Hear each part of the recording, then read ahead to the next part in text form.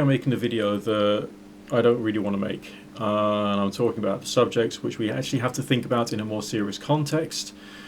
Because, in some respects, we are all somehow implied in this if we use our language wrong. Obviously, as well, I'm trying to change the whole culture associated with magic and witchcraft in terms of the language being used.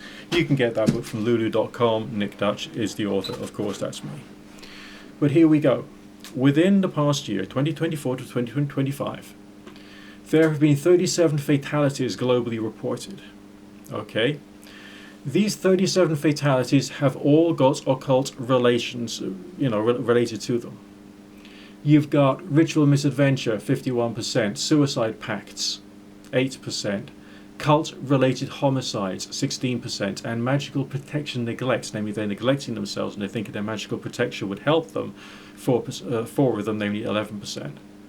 Now, there is a very serious, important context we brought into this, but I think we've also got to think about that context in context itself. Now, we do have a direct literary influence in 62% of the cases, which is connected to the occult, pagan, Crowley, and neo-shamanic ideas and left-hand path ideas. So this is why I think that we need to think carefully about the use of our language and the way in which we're using words. Now, the important context that my researcher has found for me is that the majority who were involved had pre-existing mental health issues.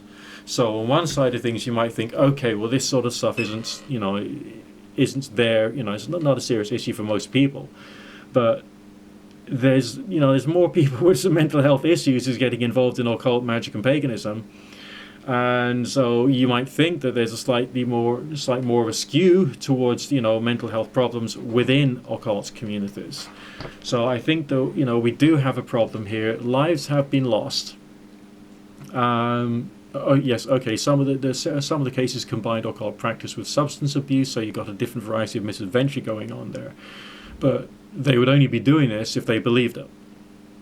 Okay, they believed it for a reason. Now, either these people have had terrible things happening in their lives, and there's no way out at all, and the basic survival instinct kicks in. There's got to be something out there that's going to help, or is going to sort something out, or do something, or take this from me, And then, hey, presto, someone says it works about something.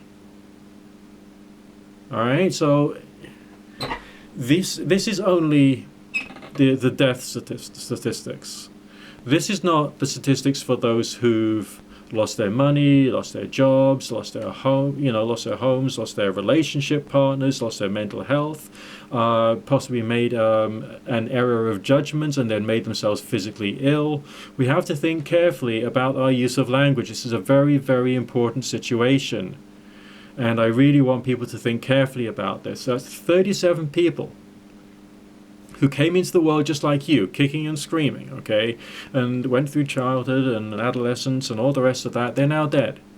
They could have had another 10, 20, 30, 40 years of life. Right? They're now dead.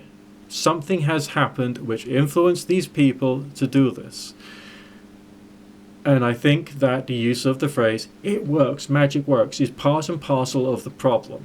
This is only one aspect of this. This is an extreme example. Yes, I know, I agree with you there. But there is this feeling of danger and an awareness that there is danger within our communities unless we use our language with wisdom. And I believe the use of the phrase magic works is really stupid and is part and parcel of the chain of processes which can lead to these atrocities. Okay?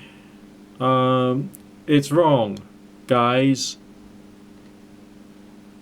It really is wrong. I mean, I probably can do some more research later on to find out how many more issues have happened with people losing property and losing health and all the rest of that. Just to see how to what extent the problem is in the more extreme, namely reported cases, not those who don't get reported because of shame or concern, of ridicule. Okay, it's just something to think about. 37 people are dead.